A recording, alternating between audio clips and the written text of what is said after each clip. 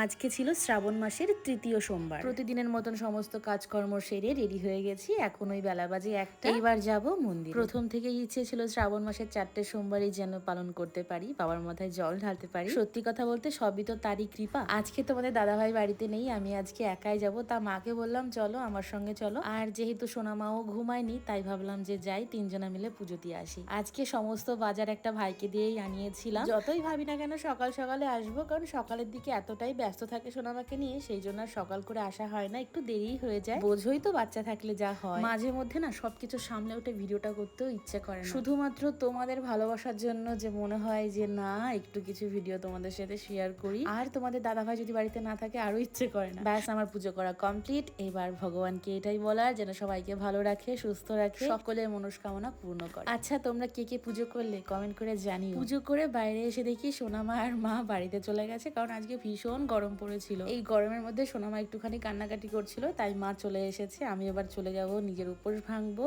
আর সোনামাকেও খাওয়াতে হবে। তো চলো, ভিডিওটা কেমন লাগলো কমেন্ট করে জানিও। ভালো থেকো সবাই, টাটা।